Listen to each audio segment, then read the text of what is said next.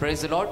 आज पुन्हा एकदा सर्वांचं रेव्हरंट मनोज तेलोरे मिनिस्ट्रीज या चॅनलमध्ये मनपूर्वक स्वागत. सर्वांना प्रेज लॉर्ड. जर अजून देखील जर कोणी रेव्हरंट मनोज तेलोरे मिनिस्ट्रीज या चॅनलला जर लाईक केलं नसेल, सबस्क्राईब केलं नसेल, तर लवकरात लवकर आपण या चॅनलला लाईक करूयात, सबस्क्राईब करूयात, जेणेकरून ज्यावेळेस वचनाचा नवीन व्हिडिओ तयार होईल तो वचनाचा व्हिडिओ, येणारे आशीर्वाद तुमच्या जीवनामध्ये, मोठमोठ्या साक्षी तुमच्या जीवनामध्ये मोकळ्या करण्यासाठी, लगेच तुम्हाला पाहण्यासाठी उपलब्ध होऊ शकेल. त्या ठिकाणामध्ये खाली जो नंबर दिलेला आहे तो व्हॉट्सअप नंबर आहे. त्या व्हॉट्सअप नंबरवर तुम्ही तुमच्या प्रार्थना विनंत्या जर काही असतील तर तुम्ही नक्कीच त्या ठिकाणामध्ये सांगू शकता. त्या व्हॉट्सअप नंबरवर जर तुमच्या जीवनामध्ये जर काही साक्ष घडली असेल तर साक्ष देखील तुम्ही त्या व्हॉट्सअप नंबरवर तुमची सांगू शकता. एक बहीण होती, सिस्टर गीता मनकर, औरंगाबाद या ठिकाणातून त्यांनी पास्टरांना फोन केला होता. त्यांच्या बहिणीचं सीझर झालं होतं आणि त्यांचं जे बाळ आहे त्या बाळाला जन्मल्यापासून इन्क्युबेटर म्हणजे ती काचेचा जो बॉक्स असतो त्या बॉक्समध्ये त्या बाळाला ठेवण्यात आलं होतं आणि ते बाळ कंटिन्यूस रडत होतं. आणि त्या बहिणीने त्या ठिकाणातून सांगितलं की त्या बाळासाठी प्रार्थना करा. पास्टरांनी औरंगाबादमध्ये असलेल्या त्या बाळासाठी प्रार्थना केली आणि खरोखर परमेश्वराने अद्भुत कार्य त्या ठिकाणामध्ये देखील केलं. ते बाळ रडायचं थांबलं आणि त्या बाळाला पूर्ण आरोग्य मिळालं. म्हणून सर्व गौरव आपण परमेश्वराला देणार आहोत.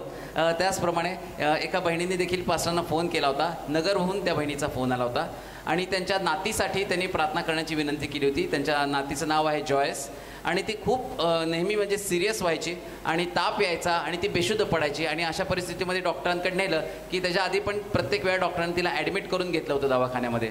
पण यावेळेस देखील तशी परिस्थिती आल्यानंतर त्या बहिणींनी नगरहून पास्टरांना फोन केला आणि त्यांच्या नातीसाठी जॉईससाठी प्रार्थना करायला सांगितली. पास्टरांनी त्या छोट्या मुलीसाठी प्रार्थना केली आणि ज्यावेळेस तिला पुन्हा एकदा ताप आला, ती बेशुद्ध पडली आणि मग पास्टरांनी प्रार्थना केल्यानंतर तिला दवाखान्यात पुन्हा एकदा नेण्यात आलं आणि त्यावेळेस डॉक्टरांनी सांगितलं की आता ॲडमिट करायची कुठलीही गरज नाही, फक्त गोळ्यांनी ती मुलगी पूर्ण बरी होणार आहे. Praise the Lord.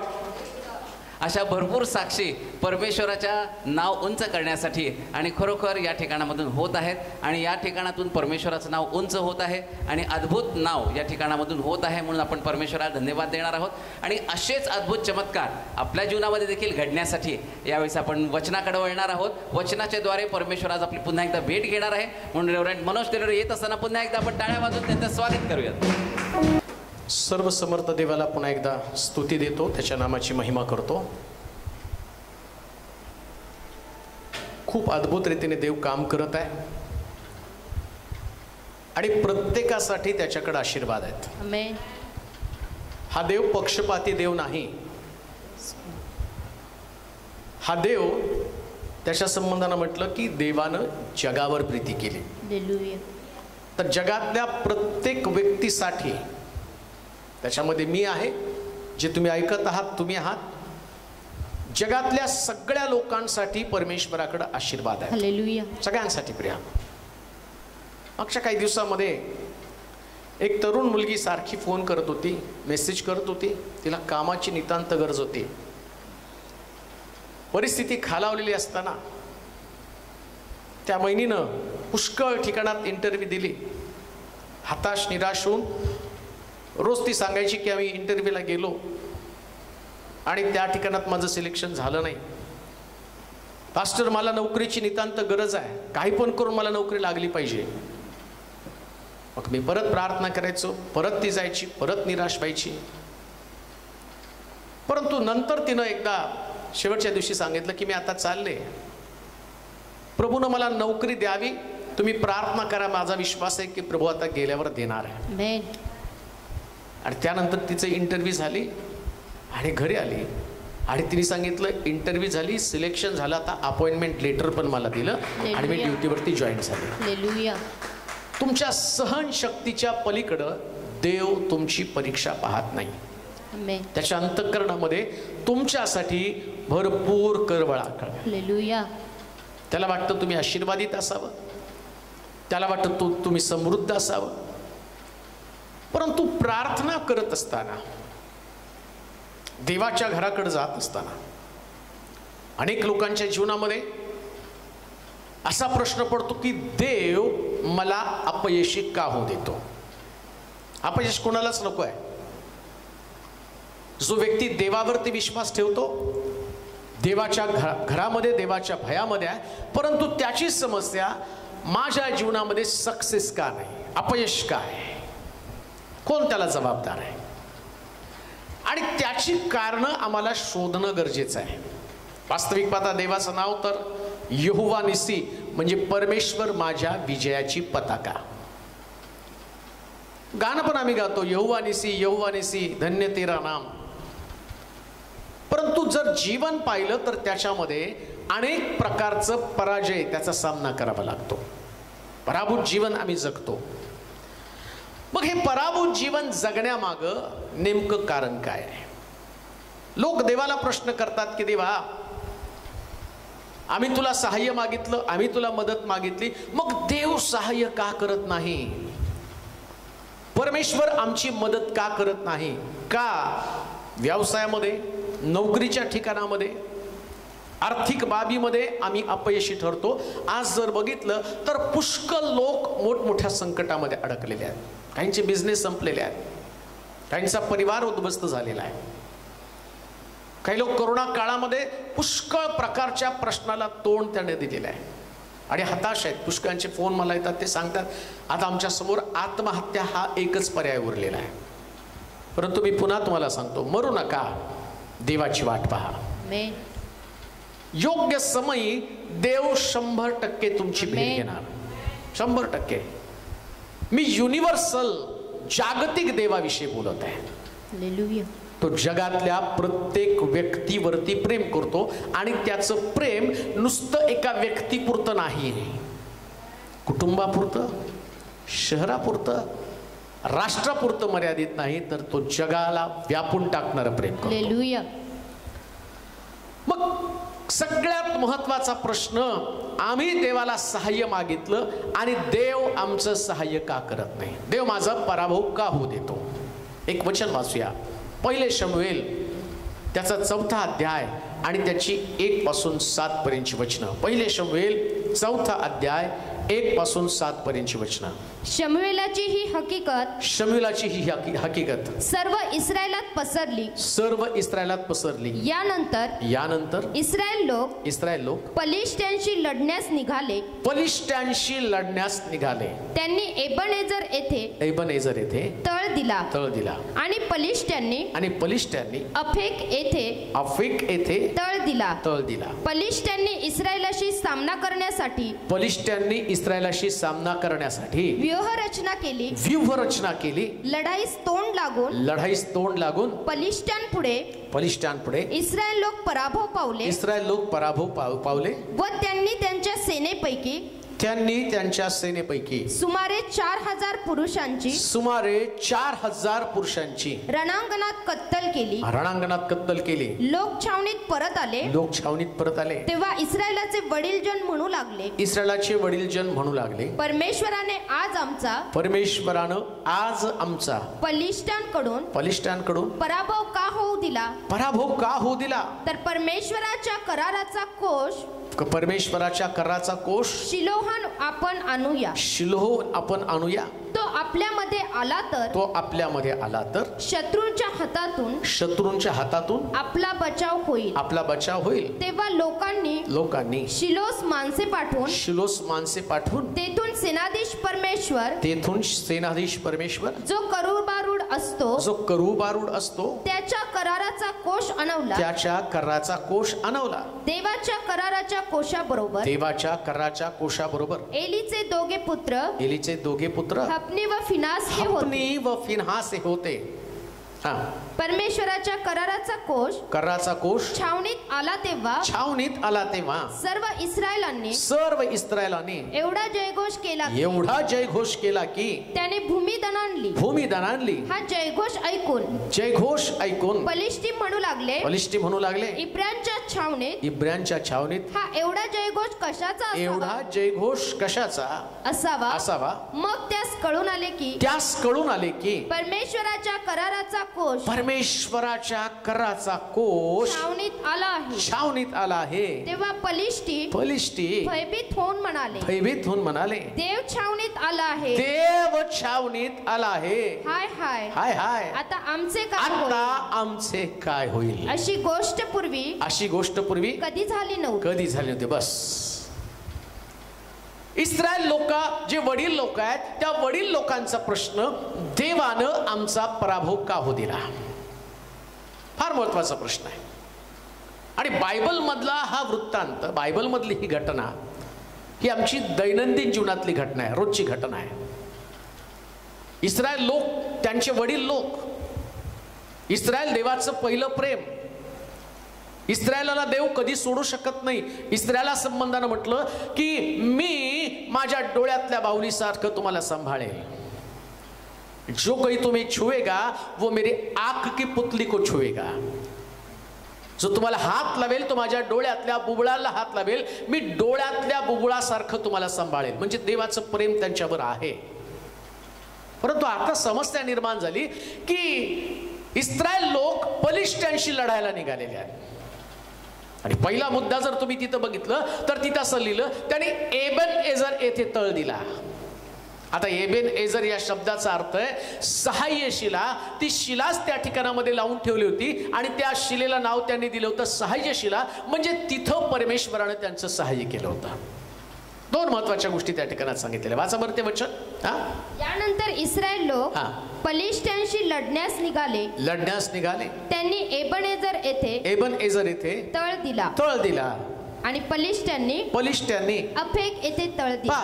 दोघांची लढण्याची जागा, पलिष्ठी जिथे शत्रू आहेत त्या पलिष्ठ्यांनी जी जागा निवडली त्याचं नाव अफेक. आणि इस्रायल लोकांनी जी जागा निवडली त्याचं नाव एबन एजर, म्हणजे सहाय्यशिला. म्हणजे परमेश्वर आमचं येथपर्यंत सहाय्य करत आला. पण आता मात्र परिस्थिती बदलली. त्या ठिकाणात असं लिहिलं, इस्रायलामध्ये किती हजार मेले इस्रायलमध्ये. लोक छावणीत परत आले तेव्हा 4,000 पुरुष रणांगणात कत्तल केली. असा एक समय आला की ज्या ठिकाणामध्ये एक साक्ष होती. ती साक्ष कोणती? एबन एजर. परमेश्वरानं इथपर्यंत आमचं सहाय्य केलं, ती आमची सहाय्यशील आहे. पण कधी कधी साक्षीच्या जीवनामध्ये चालता चालता एका ठिकाणात येऊन थांबतो आणि आम्हाला कळतं की जसं इस्रायलामधले 4,000 लोक मारले गेले तसे आमचे कितीतरी आशीर्वाद आमच्यातनं निघून गेलेले आहेत, गमावलेले आहेत. आशीर्वाद निघून गेल्याचा अनुभव आम्हाला येतो. पण आमच्याकडे मात्र सहाय्यशील असते, आमची टेस्टमनी असते, आमची साक्ष असती. आणि आमची साक्ष काय होती? परमेश्वरानं येथपर्यंत आम्हाला सहाय्य केलं. मग आता ते सहाय्य का थांबलं? त्याचं कारण पण त्या ठिकाणात दिलं. दोघं सुद्धा आपापल्या जागेवरती होते. इस्रायल लोक नेहमीसारखं एबेन एजर इथं, आणि पलिष्ठी लोक अफेक म्हणजे बळ आणि दुर्ग. नीट आहे का? या जगामध्ये देवाच्या लोकांचं युद्ध हे रात्रंदिवस चालू आहे. शास्त्र सांगतं तुमचा झगडा, तुमचं लढणं रक्त मांसाबरोबर नाही तर सत्ता, अधिकार व आकाशातला दुरात्मा समूह याच्या बरोबर तुम्हाला लढायचं आहे. आणि ते युद्ध रात्रंदिवस चालू आहे. आता सैतान पूर्ण ताकदीनिशी तुमच्याशी चाल करून येत असतो. रोजच्या दिवसामध्ये आजारपण घेऊन येईल, आर्थिक प्रश्न घेऊन येईल, कुटुंबातला कलह त्या ठिकाणामध्ये असतील, अडचणी त्या ठिकाणामध्ये असतील. या सगळ्या प्रश्नांच्या द्वारे हे जे पलिष्ठी आहेत, हे जे शत्रू आहेत, हे विविध प्रकारचे शत्रू तुमच्या कुटुंबात, तुमच्या बिझनेसमध्ये, तुमच्या नोकरीमध्ये, तुमच्या शरीरामध्ये हे सगळे शत्रू दबा धरून बसलेले आहेत. आणि तुम्ही पण कुठं आहात तर तुम्ही एबन एजर म्हणजे सहाय्यशिलेच्या जवळ आहे. फरक काय पडतो माहिती का? कधी कधी सहाय्यशिला नावाला असते, तिथं कोश नसतो, देव नसतो. देवानं तर कधीच आमच्यातनं निघून गेला आणि तो गेल्याची जाणीव पण आम्हाला होत नसती. आणि मग काय होतं माहिती का? परमेश्वर त्याचं अस्तित्व, मी किती महत्वाचा आहे, मी किती महत्वाचा आहे दाखवून देण्यासाठी अफेक्ट म्हणजे बळ म्हणजे दुर्ग, सैतान आपली जागा कधी सोडत नाही. त्याची ताकद कमी झालेली नाहीये. तो तुमच्यापेक्षा ताकदवान आहे पण देवापेक्षा तो कमजोर आहे. तुमच्यापेक्षा ताकदवान 100% तो आहे. मग सैतान कधी घाबरतो माहिती का? कधी तुमच्यावरती हल्ला करत नाही. योबाच्या पुस्तकामध्ये लिहिलं, योब त्या ठिकाणात सैतान स्वर्गामध्ये गेला आणि म्लान होऊन परमेश्वरासमोर बसलेला आहे. प्रभू त्याला विचारतो, काय तुझं लक्ष माझा सेवक योब याकडे गेलं का? तो म्हटला होय, तो काय तुझं फुकट भय बाळगत नाही, तू त्याच्या भोवती कुंपण करून ठेवलेला आहे. म्हणजे याच्या अगोदर त्यांनी प्रयत्न केले त्याची मुलं मारण्याचा, असफल ठरला. याच्या अगोदर त्याने प्रयत्न केले त्याच्या शरीरामध्ये रोग पाठवावीत, पण देवाचं कुंपण तिथं होतं ना. लक्षात घ्या, परमेश्वराचं सानिध्य हे आम्हाला कुंपणासारखं आहे. तो माझा बळ, तो माझा दुर्ग, माझं लपण्याचं ठिकाण. दावीद म्हणतो परमेश्वर माझा बळ, माझं दुर्ग, माझं लपण्याचं ठिकाण तो आहे. ज्या दिवशी तुम्ही देवाबरोबर राहता, देव संरक्षणासाठी एखाद्या गडाप्रमाणे तुमच्या बरोबर असतो. त्याची पाखर आहे. म्हणून 91 स्तोत्रामध्ये म्हटलं, जो परात्पराच्या गुप्तस्थली बसतो तो सर्व समर्थाच्या सावलीमध्ये राहील. मग त्याच्या म्हणलं, दिवसा सूर्याची, रात्री चंद्राची तुला बाधा होणार नाही. उजवीकडे सहस्रावधी, डावीकडे लक्षावधी पडतील तरी तो तुला भेटणार नाही. का? कारण तुला देवाचं आवरण आहे. आमेन. आणि एवढा मोठा अभेद्य गड सैतान कसा भेदणार, कसं तुमच्यामध्ये प्रवेश करणार? याच्या अगोदर इस्रायल लोक नेहमी विजयी झाले, पण आज त्यांचा प्रश्न आहे, का आमचा पराभव झाला? तुम्ही कधी देवाला प्रश्न केला? प्रभू मी प्रार्थनेमध्ये आहे, देवा मी वचनामध्ये, तुझ्या मंदिरात पण मी जातो, पण मी पराभूत जीवन का जातो? तू देवाच्या मंदिरात जातो, तू प्रार्थना करतो, तू शास्त्र वाचन करतो, पण सगळ्यात महत्वाची गोष्ट, देव तुझ्या बरोबर आहे का? घराचा कोश तुझ्या बरोबर आहे का? घराचा कोशच नसेल, जर परमेश्वराचं सानिध्यच तुमच्यामध्ये नसेल, तर तुमचा शत्रू, ज्यानं आपली जागा सोडली नाही, ज्यानं आपलं ठिकाण सोडलं नाही, तो तुमच्यावर 100% वरचढ होणारच आहे. आपेक, बळ, दुर्ग. आपेक म्हणजे बल किंवा दुर्ग म्हटलेले, तो सुद्धा एक प्रकारची ताकद असणारा सैतान, आणि तो सर्व शक्तीनिशी तुमच्यावरती चाल करून येणार आहे. सैतानाची ताकद सगळ्या जास्तीत जास्त प्रमाणात तो वापरून तुम्हाला पराभूत करणार आहे. मग तुमचा बिझनेस फ्लॉप होईल, मग तुमची लेकरं अपयशी होईल. त्या सैतानाला माहितीये काय केल्यानं तुम्ही दुःखी होणार आहात. तसं प्रभूला माहिती नाही तुमचा आनंद कशामध्ये. आलिशा विचारतो ना शुनेम या ठिकाणच्या स्त्रीला, तुझ्या नवऱ्याला शिफारस राजा, तुझ्या नवऱ्याची शिफारस राजाकडे करू का? त्याला तिथं पदरी, राजाच्या पदरी काम मिळावं म्हणून. ते म्हणते महाराज मला ते नको आहे, मला मुलगा हवा आहे, तुम्ही मला लेकरू दिलं तर फार बरं, माझं घर नांत करा. आणि आलिशानं तिचा आनंद परिपूर्ण करण्यासाठी तिला लेकरू दिलं. म्हणजे देव नेहमी तुमचा आनंद शोधत असतो, तसं सैतान तुमच्या जीवनात दुःख कसं यावं ही गोष्ट शोधत असतो. पण लक्षात घ्या, जोपर्यंत देव तुमच्यामध्ये आहे ना, तोपर्यंत तुम्ही कधीच पराभूत होणार नाही. कधीच पराभूत होणार नाही. कारण बायबल सांगतं ख्रिस्तानं वधस्तंभावरती त्या सैतानाला पराभूत केलेलं आहे. आता तो कसं तोंड काढणार आहे? तोंड काढण्याचं आणि त्याला तोंड वर करण्याची जागा नाही, त्यानं त्याला हरवलेलं आहे.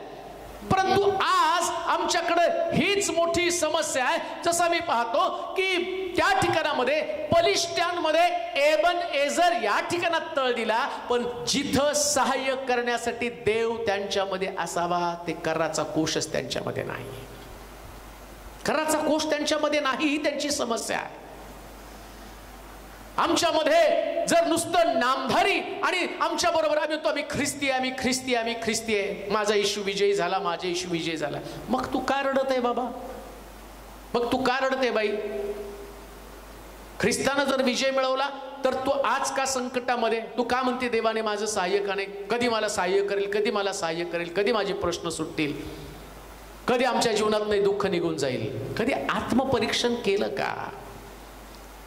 मी देवाच्या मंदिरात जात आहे, चर्चमध्ये जात आहे, प्रार्थना करत आहे, पण चर्चमध्ये भेटून येशूला माझ्या बरोबर घेऊन जात आहे का? जर येशूला बरोबर घेऊन गेलं ना तर 24 तास त्याच्या संबंधानं म्हटलं इस्रायलाच्या रक्षकाला झोप लागत नाही, त्याला डुलकी सुद्धा तो घेत नाही. हालेलुया. 24 तास प्रोटेक्शन आहे. आमेन. बरं, प्रोटेक्शन नुसतं तुम्हाला नाही, युवा संबंधानं म्हटलं त्याच्या संपत्तीला, त्याच्या कुटुंबाला, त्याच्या लेकरांना, सगळ्याला देव प्रोटेक्शन देतो. तुमच्या बिझनेसला प्रोटेक्शन, तुमच्या शरीराला संरक्षण. आज आम्हाला सगळ्या ठिकाणामध्ये संरक्षणाची गरज आहे आणि फक्त देवच देऊ शकतो. म्हणून लक्षात ठेवा, सगळे गेले तरी चालेल, पण देवानं आमच्यातनं जाता कामा नये. नावानं ख्रिस्ती जगू नका. ख्रिस्ती नाव घेऊन जगण्यामध्ये मजा नाही, ख्रिस्त घेऊन जगण्यामध्ये मजा आहे. हालेलुया. माझ्यामध्ये ख्रिस्त आहे म्हटलं पाहिजे. मग मला म्हणण्यासाठी आणि ताकद आहे, जगामध्ये जो आहे त्याच्यापेक्षा माझ्यामध्ये आहे तो सामर्थ्यवान आहे. इस्रायल लोकांमध्ये खळबळ उडाली. आजपर्यंत देवानं आपल्याला विजय दिला, पण आता परमेश्वर आम्हाला विजय का करत नाही, का आमचा पराभव झाला? प्रत्येकानं आपल्या जीवनामध्ये याचं परीक्षण करणं गरजेचं आहे. विजय का मला मिळत नाही? माझ्याकडे तर साक्ष आहे. एबन एझर या ठिकाणात आम्ही तळ दिलेला आहे. साक्षी जवळ तुम्ही राहतात. एवढ्या वर्षात कितीतरी साक्षी प्रभूनं तुम्हाला तुमच्या जीवनामध्ये घडवलेल्या आहे. मृत्यूच्या बंधनातनं तुम्हाला बाहेर काढलं. बिकट परिस्थितीमध्ये, कठीण परिस्थितीमध्ये देव तुमचा पुरवठा झाला. हालेलुया. काल जे तुम्ही होता, काही वर्षापूर्वी जे तुम्ही होता, आज ते तुम्ही नाही. आज तुमच्याकडं बदललेली स्थिती आहे. या सगळ्या साक्षी तुमच्याकडे आहेत. आणि जर तुम्ही मागं वळून पाहिलं तर तुम्हाला दिसतं की कशा पद्धतीनं प्रभूनं तुमचं सहाय्य करत आला. आणि तो का सहाय्य करत आला? कारण तुमचा केंद्रबिंदू देव होता. हालेलुया. तुम्ही त्याच्या भोवती फिरत होता, त्याला महत्व दिलं. देव आमच्या बरोबर राहावं, जसं परमेश्वरानं आज्ञा दिली होती की माझा कोष तुमच्यामध्ये राहू द्या. देवाला आमच्या मध्ये राहायचंय. आमच्या मध्ये, आमच्या घरात, आमच्या जीवनामध्ये. लक्षात घ्या, हा देव तुम्ही जिकडं जाल तिकडं तुमच्या संगती येतो. तू जलातनं चालशील त्यास मी तुझ्या बरोबर आहे. अग्नीतनं चालशील त्यास मी तुझ्या बरोबर आहे. ह्या सगळीकडे आमच्या संगती यायला आवडतं, पण आम्हाला त्याला सगळीकडे घेऊन जाता येत नाही, कारण आमची पावलं नको तिकडे जात असतात. मग तुम्ही जर देवाला सोडलं तर देव तुमच्या बरोबर कसं येणार आहे? आणि दुसरी गोष्ट, ज्यास तुम्ही त्रासामध्ये अडकता त्यास तुम्ही देवाला हाक मारता, पण देव प्रश्न तोच करतो, अरे तू फक्त नावाने म्हणतो मी तुझ्या बरोबर आहे. एबेनेझर म्हणजे देव सहाय्यशीला, तुझ्याकडे ती साक्ष आहे, मी होतो तुझ्या बरोबर, पण तूच माझा हात सोडला ना. तुला व्यसन करायचं होतं, तुला शिवीगाळ करायची होती, तुझ्यामध्ये ईर्ष्या आली, तुझ्यामध्ये स्पर्धा आली, तुझ्यामध्ये अनिती आली, तुझ्यामध्ये व्यभिचार आला, तुझ्यामध्ये मोह आला, तुला देवाची आज्ञा मोडण्याचं अंतःकरण प्राप्त झालं. सगळं जे पाप नको करायला ते पाप करण्याची इच्छा तुझ्या अंतःकरणामध्ये निर्माण झाली. मला तर पाप आवडत नाही. मग पाप आवडत नाही, तू पाप करतो, तर मी कसा तुझ्यामध्ये राहील? आणि मग जर मी तुझ्यामध्ये नाही तर तुला विजय कसा मिळेल? एक गोष्ट मला करणं गरजेचं आहे, जे प्रभूला आवडत नाही ते जीवनातनं दूर करणं गरजेचं आहे. कारण विजय तुम्हाला पाहिजे ना. तुम्हाला वाटतं ना परमेश्वरानं तुमचं सहाय्य करावं, तुम्हाला वाटतं ना देवानं तुमची मदत करावी. देवानं तुमची मदत करण्यासाठी तुमचं पाऊल कशा पद्धतीने पडत आहे? वाचा ते वचन. त्यानंतर इस्रायल लोक पलिश्त्यांशी लढण्यास निघाले. त्यांनी एबेनेझर येथे तळ दिला. आणि पलिश्त्यांनी अफेक येथे तळ दिला. पलिश्त्यांनी इस्रायलाशी सामना करण्यासाठी व्यूहरचना केली. बस पहिलाच मुद्दा मला तुम्हाला सांगायचं की ज्यावेळेस तुम्ही नामदारी एबेनेझर म्हणजे सहाय्यशीला, परमेश्वर आमच्या बरोबर सहाय्य करण्यासाठी आहे, हे जर तुमच्याकडे नामधारी असेल, म्हणजे तुमच्या बरोबर सहाय्य नाहीच आहे. मराठीमध्ये एक म्हण आहे, नाव सोनूबाई हाती कतिलाचा वाळा. नाव तर सोनाबाई, पण सोन्याचं एक गुण सोनं पण तिच्याकडे नाही. तसं नाव माझं ख्रिस्ती आहे, नाव माझं दावीद आहे, डॅनियल आहे. पण या दाविदाला छोट्या सुद्धा प्रश्नामध्ये विजय मिळत नाही, जसं त्या दाविदानं गल्ल्यातासारख्या शत्रूला, एवढ्या मोठ्या सैतानाला, एवढ्या मोठ्या ताकदवान व्यक्तीला हरवलं. आज आमची परिस्थिती तशीच आहे. नावानं आम्ही ख्रिस्ती आहोत, पण ख्रिस्त आमच्यामध्ये नसल्या कारणानं इकडं काय सांगितलं, एफेक म्हणजे बल किंवा दुर्ग, इकडं पलिष्टी खरोखर आणि वरचढ झाले, किंवा त्यांच्यात शक्ती आली, त्यांच्यामध्ये ताकद आली, त्यांच्यामध्ये सामर्थ्य आलं. का? ज्या तुमच्यात सामर्थ्य नसतं त्या सैतान आपोआप सामर्थ्यशाली बनतो, कारण सामर्थ्यवान एकच आहे आणि येशू त्याचं नाव आहे. मग तो तुमच्यामध्ये असला, मग सैतानाला धडकीवरती. आणि जर येशू तुमच्यामध्ये नसला तर मग सैतानाची तुम्हाला धडकी भरते. साधं सोपं सूत्र आहे. माझ्यामध्ये येशू नाही, माझ्यामध्ये देव नाही. कोराचे पुत्र वेदीच्या शृंगाला पकडून म्हणतात, यास तो पृथ्वी उलटी पालती झाली, सागराच्या उचंबळ्यानं पर्वत हल्ले तरी आम्ही भिणार नाही. कारण त्यांना त्या शृंगाची ताकद माहिती आहे, त्या अभिषेकाची ताकद, त्याची सामर्थ्य त्यांना ठाऊक आहे. आज देखील पुष्कळ लोकांना देवाचं सामर्थ्य माहीत नसल्या कारणानं ते देवाच्या घरापासून वंचित आहे. आता खूप सुंदर चांगली बातमी आहे की आम्ही नेक्स्ट संडे पासून चर्च मध्ये आहोत का. चर्च मध्ये काय आहे, तिथं सुटका आहे, तिथं देवाचं सानिध्य आहे. आणि एवढंच नव्हे, दावीद म्हणतो, मी परमेश्वराचं एक वरदान मागितलं ते हे की त्याच्या मंदिरात माझी वस्ती व्हावी. कशासाठी? मी अहोरात्र त्याचं मनोहर रूप पाहतो. एकदा का परमेश्वराचं रूप पाहिलं की मग आमचं परिवर्तन होतं, मग आमचा स्वभाव बदलतो, मग आमच्यामध्ये भीती निघून जाते. कारण मला कळतं की परमेश्वराला दर्शन दिलेलं आहे आणि आता मला भिण्याचं कारण नाही. म्हणून दावीद सुद्धा गल्ल्यात त्याला एकच म्हटलं, मी परमेश्वराच्या नावानं तुझ्यावरती चाल करून जातो. का? त्याची प्रार्थना तीच होती, तुझ्या मंदिरात माझी वस्ती व्हावी. आणि तो मंदिरात राहिला. शौल मंदिरात, शौलानं राजा झाल्यावरती विसरून गेला, देव विसरून गेला, देवाचं कार्य विसरून गेला. ज्या लोकांमध्ये देव नाही ते पराभूत आहे. ज्या लोकांमध्ये खरा खुरा एबेनेझर आहे, तिथे शत्रू जसं सैतान इयोबाच्या घराभोवती अनेक वर्ष थांबला पण त्याला हल्ला करू शकला नाही. का? कारण परमेश्वर स्वतः त्याचं संरक्षण होता. तुमच्यामध्ये जर देव आहे ना, मग तुम्हाला तुम्ही सुरक्षित अशा प्रकारचे लोक आहात. तुम्हाला, तुमच्या कुटुंबाला, तुमच्या लेकरांना संरक्षण आहे. हो, एवढ्या कोरोना काळामध्ये तुम्ही का वाचला? फक्त देवामुळेच वाचलेला आहात. फक्त प्रभूने तुम्हाला वाचवलेलं आहे. तुमच्या घरात आजूबाजूला पुष्कळ लोक पॉझिटिव्ह झाले, काही लोक त्याच्यात पण पॉझिटिव्ह झाले, पण तरी बरे झाले. तुम्हाला देवानं वाचवलं, तुम्हाला प्रभूनं वाचवलं, प्रभूनं तुम्हाला संरक्षण दिलेलं आहे. इतका अद्भुत अलौकिक देव आहे. आणि आत्मपरीक्षण केलं पाहिजे, आमचा पराभव का झाला. थोडंसं आतमध्ये जाऊन बघा, किती वेळ देवाच्या मंदिरामध्ये घालवला, किती वेळ प्रार्थनेमध्ये घालवला, किती वेळा देवाला विनवणी केली की माझ्या बरोबर ये. श्रेम या ठिकाणची थोर स्त्री आलिशा तिला गेजी आणि गेजी सोबत पाठवतात, ती म्हटली नाही, तुम्हाला सोडून मी जाणार नाही. आपल्या दासीची वंचना करू नका, तुम्ही स्वतः माझ्या घरी यायला पाहिजे. स्वतः घरी आला. समजा गेजी बरोबर ती समाधानी राहिली असती आणि गेजीला घेऊन गेली असती, काय घडलं असतं? आलिशाने त्याची काठी दिली आणि गेजीला जाऊन सांगितलं, त्या मुलाच्या तोंडाला लाव. तो गेला, मुलाच्या तोंडाला काठी लावली, निराश होऊन आला.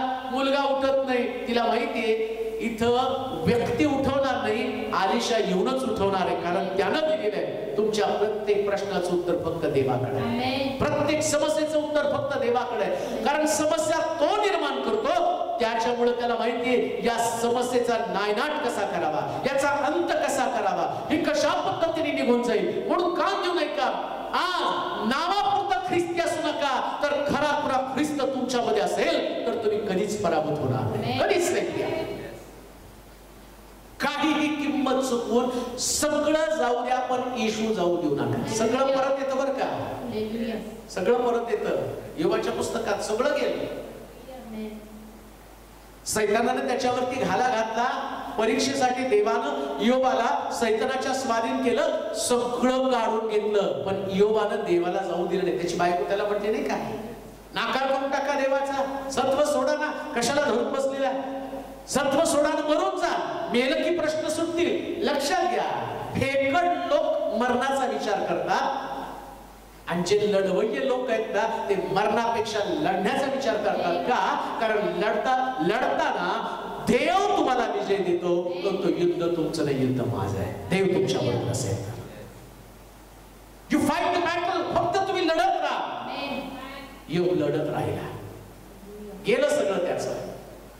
देव त्याच्याकडं असल्या कारणानं शास्त्र सांगतं, गेलेलं सगळं दुप्पट त्याला मिळालं, सगळं दुप्पट त्याला मिळालं. म्हणून जाता त्याचा विचार करू नका. देव जाऊ नये याची खबरदारी घ्या. प्रभू जाऊ नये, येशू जाऊ नये. माझा देव माझ्या संगती असावा, येशू माझ्या संगती असावा. तो गेला तर पराभव अटळ आहे. लोक प्रश्न करता, देवा तू पराभव का होऊ दिला? तो म्हणतो, अरे तू मला कधीच महत्व दिलं नाही ना. तुझ्या नोकरीला महत्व दिलं, तुझ्या झोपण्याला महत्व दिलं, तुझ्या कुटुंबाला महत्व दिलं, तुझ्या नातेवाईकांना महत्व दिलं, तुझ्या कामकाजाला तू महत्व दिलं, पण माझ्यासाठी तुझ्याकडे थोडा पण वेळ नव्हता. मी मंदिरात तुझी वाट पाहिली, सगळे लोक चर्च मध्ये होते, माझे डोळे फक्त तुझ्याकडे लागले होते की तू कधी मंदिरात येशील. मी सगळ्यांची प्रार्थना ऐकली, पण मंदिरात मी तुझी प्रार्थना ऐकण्यासाठी उत्सुक होतो. मला वाटतं तू मला वेळ द्यावा. तू नामधारी ख्रिस्ती आहेस, तू नामधारी जीवन जगत आहे. तू कधी गुडघे टेकला नाही, कधी प्रार्थना केली नाही, माझ्याशी कधी बोलला नाही. मी तर नेहमी माझे कान तुझ्याकडे लावून बसलो होतो की सकाळी उठून कधीतरी हा प्रार्थना सादर करेल, कधीतरी रडेल, कधीतरी मागेल, कधीतरी मला हाक मारेल, पण तू एकदा सुद्धा हाक मारले नाही. त्यामुळे मी तुला सोडून दिलं, आणि मी सोडल्यामुळं तुला त्यानं पकडलं. एक मनुष्य यरुशलेम सोडून जात असताना लुटारूच्या हाती सापडला, लुटारू वरचढ झाला. जर तू यरुशलेमेत राहिला असता तर हा पराभवाचा सामना तुला करावा लागला नसता. म्हणून लक्षात ठेवा, परमेश्वर जवळ आहे तोपर्यंतच त्याचा धावा करा, तोपर्यंत त्याला आवाज द्या, तोपर्यंत त्याच्याकडे जा, तो वाट पाहत आहे. म्हणून पहिलाच मुद्दा, ते नामधारी लोक होते. एबेनेझर म्हणजे परमेश्वर सहाय्यशिला, आणि एफेक म्हणजे बळदुर्ग.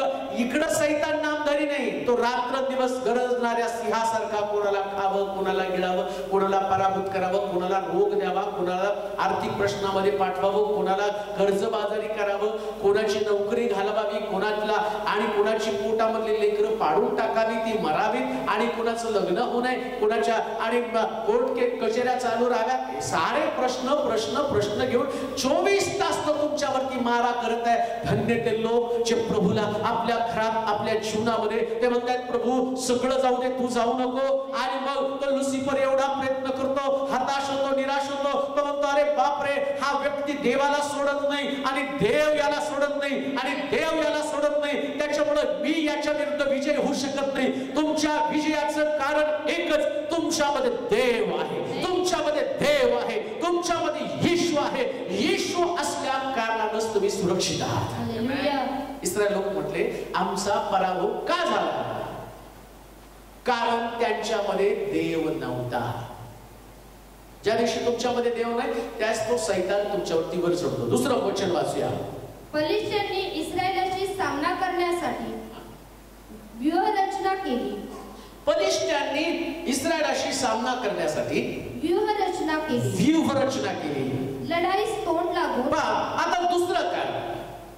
ते म्हटले, आम्हाला पराभूत का झाला आमचा, आणि देवानं आम्हाला पराभूत का होऊ दिलं. सगळे लोक देवाला दोष देऊन मोकळे. बाळासाहेब, देव असं का करू देत, का होऊ देतो?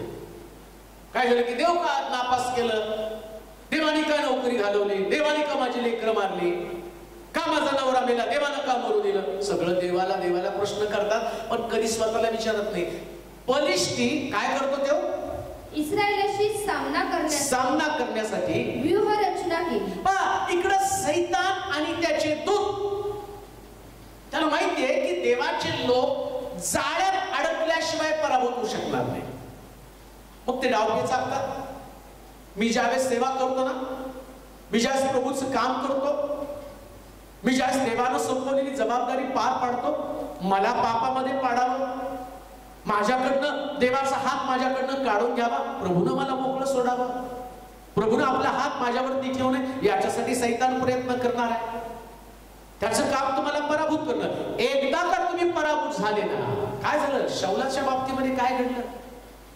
आतापर्यंत एवढ्या लढाया केल्या, पण ज्यावेळेस शाऊल अमालेकी लोकांच्या तावडीत सापडला, त्याला कळालं की आता माझा पराभव अटळ आहे आणि हे लोक मला पकडतील आणि मारतील. त्यास त्यानं भाल्यावरती पडला आणि त्याचा जीव जायला तयार नाही. मग अजून एका व्यक्तीला त्याने सांगितलं, तुझी तलवार घेऊन माझं मुंडकं उडून टाक, कारण या बेसुन्नत लोकांच्या हाती सापडून, बलिष्ठांच्या हाती सापडून मी मरावंही बरोबर नाही. आणि मग त्यानं काय केलं, त्याच्या बरोबरच्या त्या वाहकाला सांगितलं आणि त्याने त्याची मुंडी उडवली. तुम्ही ज्यावेळेस पराभूत होता ना, त्यावेळेस तुम्ही आपोआप जीवन संपवण्यासाठी धडपडू लागता. सैतानाला तेच पाहिजे. काय पाहिजे माहिती का? तुमचा पराभव व्हावा. मग तो व्यूहरचना करणार आहे, प्लॅनिंग करणार आहे. सैतानाचं प्लॅनिंग तुम्हाला समजून येणं गरजेचं आहे.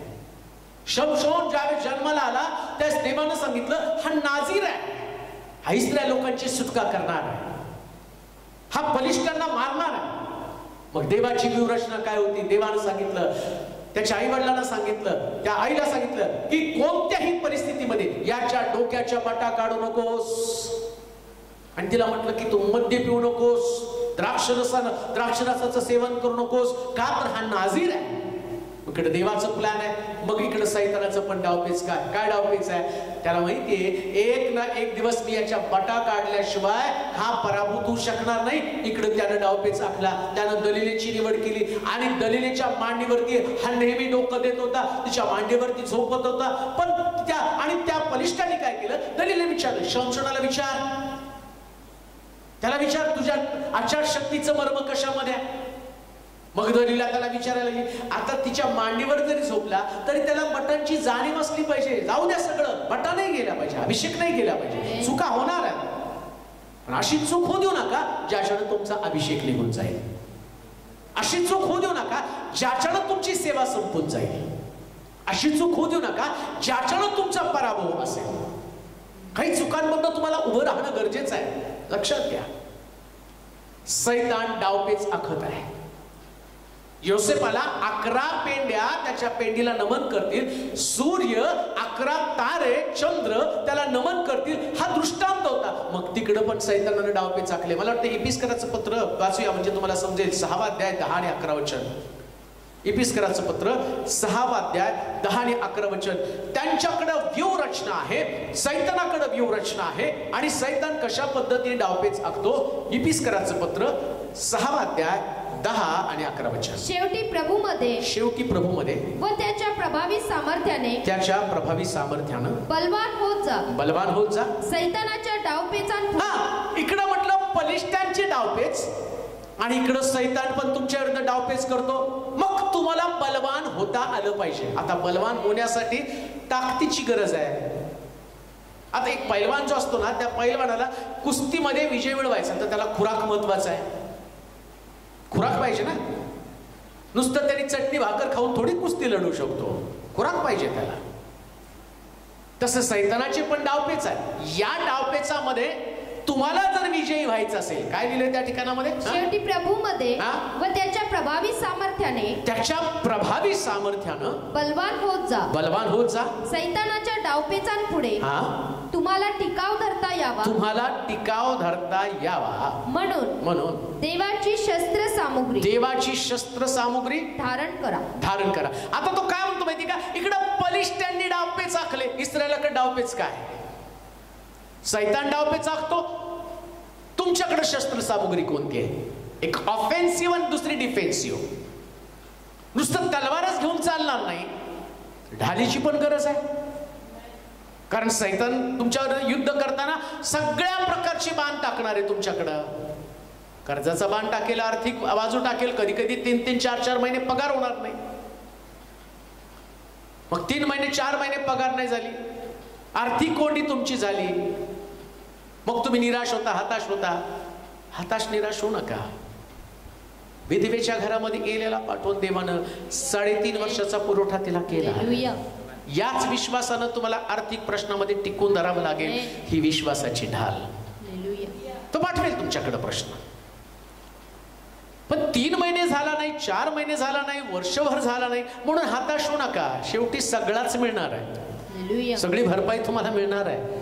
आणि देव देतो ना तर सगळं अद्भुत देतो. तिकडे सैतानाचे डावपेच आहे, हताश करण्यासाठी, निराश करण्यासाठी. परत तुम्ही टेस्टिंगला जाल आणि टेस्टिंगला एका बहिणीनं फोन केला होता, मास्टर दवाखान्यामध्ये चाललो, डॉक्टर सांगतात बाळाची वाढ नीट नाही झाली, मला भीती वाटायला लागली, मी सोनोग्राफी करायला चाललेली आहे. मी म्हटलं डॉक्टरपेक्षा देवावर विश्वास ठेव, मी प्रार्थना करतो. डॉक्टरने जरी सांगितलं ना तुझं लेकरू ठीक नाही तरी सुद्धा त्याच्यावर विश्वास ठेवू नको, देवावरच विश्वास ठेव. कारण सैतान ते काम करणार. कशाला पोटामधलं असणारं बाळ मारावं, तुझा विश्वास कमजोर व्हावा, तू दुर्बल व्हावी, तू हताश निराश व्हावी म्हणून तो कोणाला वापरणार आहे. डॉक्टरला पण तो वापरेल. आणि ती बिचारी गेली, प्रार्थना करून गेली आणि जाऊन परत आला, पास्टर सोनोग्राफी झाली, पोटातलं बाळ ठीक आहे. ठीकच आहे, ते त्याचे डावपेच होते तुला हताश निराश करण्याचे. ते उत्तमच आहे, त्याची तुझी डिलिव्हरी पण नॉर्मल होणार आहे, कारण माझा देव हे करण्यासाठी समर्थ आहे. सैतानाचे डावपेच त्याच्यासाठी, आणि तुम्हाला बलवान होणं गरजेचं आहे. जर तुम्ही बलवान झाला नाही, त्याच्या डावपेचामध्ये अडकला, मग तुम्ही पराभूत होणार आहात. तोपर्यंत नाही पराभूत होणार आहे. तो पारध्याच्या पाशापासून, घातक मरीपासून तुझा बचाव करेल. पारधी पाश तर टाकणारच आहे ना. असं नाही की तो तुम्हाला मोकळा सोडणार आहे. ज्या दिवशी तुम्ही बाप्तिस्मा घेतला, ज्या दिवशी तुमचं तारण झालं, तुम्ही चर्चमध्ये जाऊन आला, तुम्ही आराधना केली, म्हणजे सैतान तुम्हाला अरे बापरे चर्चला जाऊन आला बरं का, आता याच्या नादी नाही लागायचं. उलट चर्चमधनं गेल्यावरच तुम्हाला त्रास द्यायला सुरुवात करणार आहे. प्रीचिंग केलं आणि खूप सुंदर प्रीचिंग करतो, मग सैतान मला सोडेल का? अहो नाही हो. दावीद एवढा मोठा योद्धा असताना सुद्धा देवाच्या हृदयातला व्यक्ती, पण सैतानाच्या डावापुढे तो सपशेल हारला का? कारण खिडकी उघडी ठेवली आणि खिडकीतनं पाहिलं आणि नको ते गोष्ट त्याच्यातून घडली, पराभूत झाला. देवाच्या दृष्टिकोनातनं तो सपशेल पडला. प्रिया, योसेफाचं तसं नाही. तो त्याच्या व्हिजनला, त्याच्या दृष्टांताला त्यानं इतकं घट्ट पकडलेलं होतं. त्याला माहितीये माझं विजन काय. 11 पेंढ्यांनी मला माझ्या पेंडीला नमन करावं. माझं विजन काय. 11 तारे, सूर्य, चंद्र यांनी मला नमन करावं. तो साधारण गोष्टीमध्ये नाही अडकला. पोटिफराची पत्नी त्याच्यासाठी साधारण गोष्ट आहे. ती सूर्य पण नाही, ती चंद्र पण नाही, ती तारे पण नाही, ती पोटिफराची पत्नी. लक्षात ठेवा, जी गोष्ट तुम्हाला मोह घालते ना ती सामान्य आहे, आणि जो दृष्टांत प्रभूने दाखवला तो असामान्य दृष्टांत आहे. परंतु सामान्य गोष्टीमध्ये न अडकून पडता त्याच्या डावपेचा पुढे तुम्हाला टिकाव धरता यावा. योसेफानं काय डावपेच आखला? सैतानाच्या डावपेचा पुढे कोणतं? त्यानं आपलं वस्त्र टाकलं, पळून गेला. नाही त्याच्या डावामध्ये अडकला. तरी सुद्धा या सैतानाने त्याला सोडलं का? बंदीशाळेमध्ये टाकलं. आता इथं बंदीशाळेत टाकलं, तिथं बंदीशाळेत देव त्याच्या बरोबर गेला असं लिहिलंय.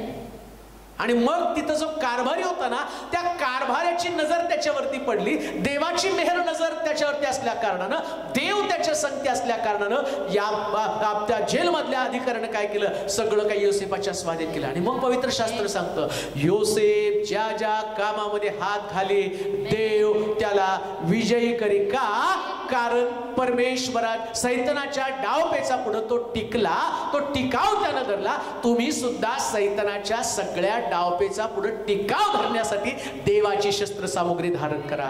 काय शस्त्र सामुग्री? वाचा बरं. कारण आपण आपले झगडणं रक्त मांसाबरोबर नव्हे, रक्त मांसाबरोबर नव्हे, तर सत्तांबरोबर, अधिकारांबरोबर, सत्याच्या काळोखात. आता यानी डावपेच आखण्यासाठी तो म्हणतो देवाची शस्त्र सामुग्री. आता बलिष्ठी पण म्हटले का पराभव झाला? त्याचं पहिलं कारण कळलं, त्यांच्याकडे डावपेच होते. तुमचा पराभव का झाला? सैतानानं कुठल्या तरी एका मोहाकडे तुम्हाला आकर्षित केलं. ती तुमची गरज नव्हती. खरी गरज फक्त देव आहे बरं का. त्यालाच म्हणा प्रभू माझं तुझ्यावर प्रेम आहे, बाकी कुठं म्हणायला जाऊ नका. उगत टकलं करून बटा काढून फेकून देतात रस्त्यावरती. मग तुमची अवस्था कोणी सुद्धा पाहू शकत नाही. शमशोनाची अवस्था ती झाली, जात्यावरती बसून दळण कांडण करत होता. दाविदाची अवस्था काय झाली? सगळी त्याची मुलंच त्याच्या विरोधामध्ये गेलेली आहे. मुलं ते बंड केलं मुलांनी, घरामध्ये व्यभिचार शिरला. का? तर त्याने देवापेक्षा त्या स्त्रीला महत्व दिलेलं आहे. कोणत्या गोष्टीला तुम्ही महत्व? पैशाला महत्व देता. पैसा कमवण्यासाठी 2 नंबर 1 नंबर त्याच्याशी खेळत बसलेला आहात. देवाचा अभिषेक, देवाचं सामर्थ्य, पाचारण, सेवा, जागा, जी सेवा तुम्हाला प्रभूने दिलं त्या सेवेकडे तुम्ही दुर्लक्ष करत आहात. प्रभूच्या पाचारणाकडे, स्वर्ग राज्याकडे दुर्लक्ष तुम्ही करत आहात.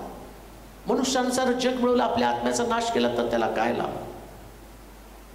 देव महत्वाचा आहे, पैसा नाही महत्वाचा. हे लोक नाही महत्वाचे तुमच्यासाठी. तुमच्यासाठी फक्त देवच महत्वाचा आहे. त्याच्याकडे लक्ष पुरवता आला पाहिजे. योसेफानं ना भावांकडे पाहिलं, भावांबद्दल त्याला वाईट वाटलं नाही. त्याने कदाचित दुसरा असतं तर सुसाईड केलं असतं त्यानं. माझ्या भावांनी मला विकलं, मी गुलामी. बरेच वेळा माझं खूप होतं, भावाने लुबाडून घेतलं. योसेफाचं सगळं भावांनी लुबाडून घेतलं. पण तो त्या गोष्टीचा विचार करत नव्हता. त्याला माहितीये हे माझ्या देवाच्या योजनेतले भाग आहेत.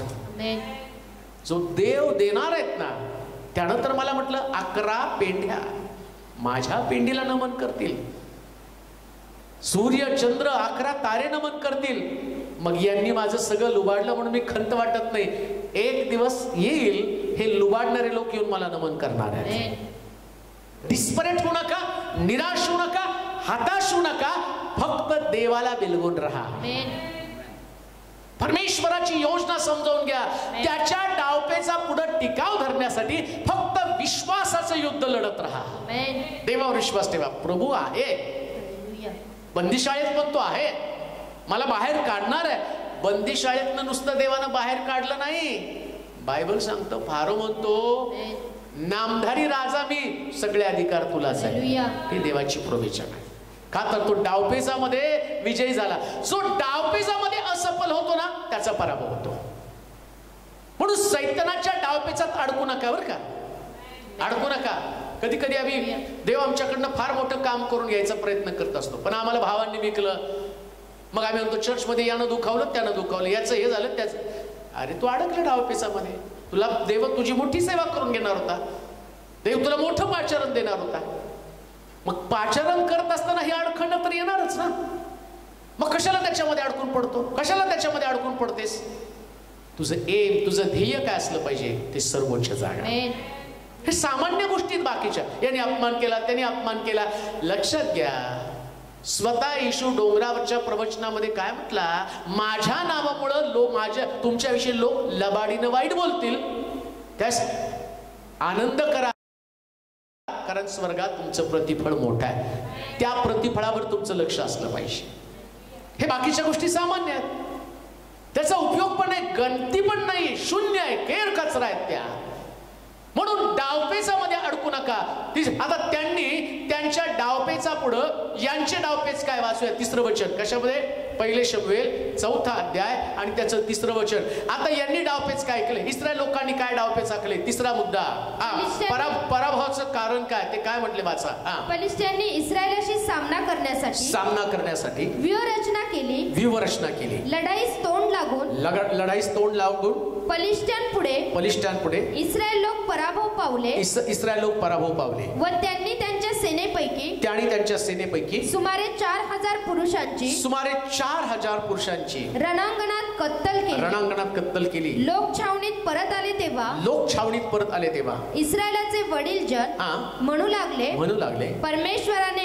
परमेश्वरानं आज आमचा फलिस्त्यांकडून पराभव का होऊ दिला. तर परमेश्वराच्या कराराचा कोश शिलोहून आपण आणूया. तो आपल्यामध्ये आला तर शत्रूच्या हातातून आपला बचाव होईल. त्यांनी या बलिष्ठांचे डावपेच आता उद्ध्वस्त करण्यासाठी या लोकांनी आत्मपरीक्षण करून जी महत्वाची गोष्ट त्यांच्या लक्षात आली, सगळ्यात महत्वाची गोष्ट त्यांच्या लक्षात आली, ते म्हटले आमच्याकडे तलवारी होत्या, ते म्हटले आमच्याकडे लोक होते, आमच्याकडे एबेनेझर नावाची शिळा पण आहे, ज्या ठिकाणामध्ये आम्ही आतापर्यंत मोठे विजय मिळवले ते सगळं आमच्याकडे आहे. मग बाकी काय. त्यांच्या लक्षात आलं, सगळं रे, पण कराराचा कोशच नाही ना. सगळं आहे तुमच्याकडं, समर्पण आहे, चर्चला जाता, दर रविवारी टाइम टू टाइम जाता, कोणत्याच गोष्टीची कमतरता तुमच्याकडे नाही, डेडिकेशन आहे, सेवा करण्यासाठी तुम्ही धावपळ करता. पण प्रॉब्लेम नेमका काय माहिती का मी पराभूत होतो एवढं सगळं करून. शास्त्र सांगतं त्यांच्यामध्ये कराराचा कोश नाही. आणि कराराच्या कोशामध्ये नेमकं काय होतं, वचन, 10 आज्ञा, देवाचं वचन आहे. एपिस्कराच्या पत्राच्या 6:17 म्हटलं काय, 6वा अध्याय 17 वचनामध्ये या कराराच्या कोशाला काय दुसरं एक नाव दिलेले, वाचा बरं. तारणाचे शिरस्त्राण व आत्म्याची तलवार म्हणजे देवाचे वचन. आता कराराचा कोश म्हणजे देवाचं वचन आहे.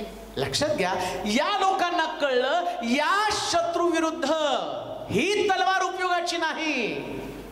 ज्या मनगटावरती आम्ही विजय मिळवण्याचा प्रयत्न करतो, हे मनगट कुचकामी आहे. जर आमच्याकडे कराराचा कोश म्हणजे देवाचं वचन आलं तर मात्र हा सैतान पराभूत होणार आहे. कसं युद्ध कराल तुमच्याकडे देवाचं वचनच नाही तर. देवाच्या वचनानं या सैतानाला हरवलं जातं. येशू ख्रिस्ताकडे सुद्धा सैतान वचन घेऊन आला. लक्षात घ्या, विश्वासणाऱ्यांबरोबर त्याचं झगडणं जे आहे ना ते वचनाच्या द्वारे असतं. सैतान ते नाही करत तुमच्या दारात लिंबू टाकला आणि मग काळी भावली मग त्याला टोचण्या मारल्या ना अमकं झालं टाचण्या मारल्या. ते नाही करत तो विश्वासणाऱ्यांच्या बाबतीमध्ये. आणि मुळात ते विश्वासणारे नाहीच आहेत. ज्यांना त्या लिंबू टाचणी हळद कुंकू हे सगळं मंतरलेलं दिसतं ना ते बिलिव्हर्स नाही आहेत. खरे बिलिव्हर्स देवाला मजबूत करतात, सैतानाला बलवान नाही करत. त्यांना माहिती आहे देव बलवान आहे. येशू ख्रिस्ताच्या बाबतीमध्ये सैतान वचन घेऊन गेला. काय वचन?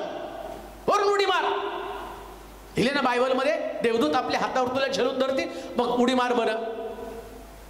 लगेच येशूनं वचन काढलं, आपला देव परमेश्वर याची परीक्षा पाहू नकोस.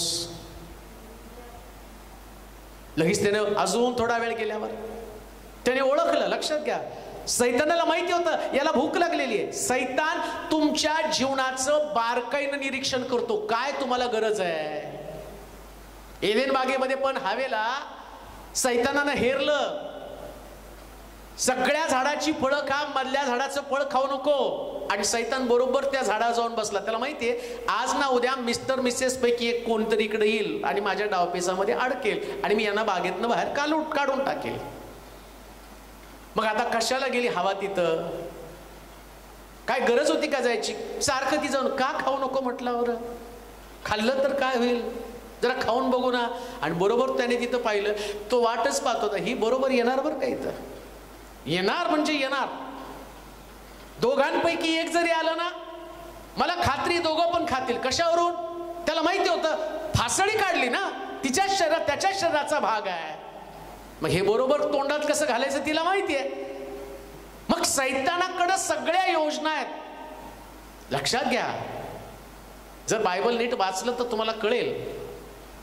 येशू ख्रिस्त या पृथ्वी तलावरती आला. आल्यानंतर देव त्याचंही लग्न नाही, येशूचं पण लग्न नाही. त्यालाही पत्नी नाही, देवालाही पत्नी नाही. बायबल सांगतं येशूला शब्दानं, प्रारंभी शब्द होता, शब्द देवाचा होता, शब्द देही झाला. येशू म्हणजे देवाचा शब्द आहे. मग देवाला पण पत्नी नाही, येशूला पण पत्नी नाही. आदामाला पत्नी होती आणि त्या पत्नीला देवानं, आम्ही पाहतो सैतानानं ठकवलं. मग आता ख्रिस्ताची वधू मंडळी आहे. पण झालं काय माहिती का, पहिल्यांदा हवेला ठकवलं आणि येशू ख्रिस्त आल्यानंतर पुन्हा एकदा तेच फळ हा सैतान येशूला देतो. पहिल्यांदा स्त्रीला दिला, आता पुरुषाला द्यायला बघायला लागला. येशू ख्रिस्त आता दुसरा आदाम आहे. त्याला वाटलं पहिल्यांदा स्त्रीला ठकवलं, आता दुसरा आदाम आहे, याला ठकवलं ना मग सगळे ठकवले जातील. मग त्यानं येशूवरती पण प्रयोग केला. तो कोणता प्रयोग? ते फळ देण्याचा प्रयत्न केला. हे जग तुला देतो, मला नमन कर, तुला वदस्ते मी जाण्याची गरज नाही. जसं हवेला पण त्यांनी सांगितलं, हा हे ज्ञान आणि दृष्टी येणारं फळ आहे, याच्यानंतर तू देवासारखं बनणार आहे, तू देव होशील, देवापैकी एक होशील. आणि मग आम्ही पाहतो हवेने ते फळ खाल्लं, परीक्षेमध्ये फेल झाली, अट्रॅक्ट झाली आणि तिच्याकडे देवाचं वचन होतं. कोणतं देवाचं वचन? मधल्या झाडाचं फळ खाऊ नको हे वचन होतं. त्या काळीचा कराचा कोश कोणता? एकच आज्ञा, सगळ्या झाडाचं फळ खा, मधल्या झाडाचं फळ खाऊ नको. तिथं काय चोरी करू नको लिहिलं, खून करू नको, व्यभिचार करू, प्रश्नच नाही.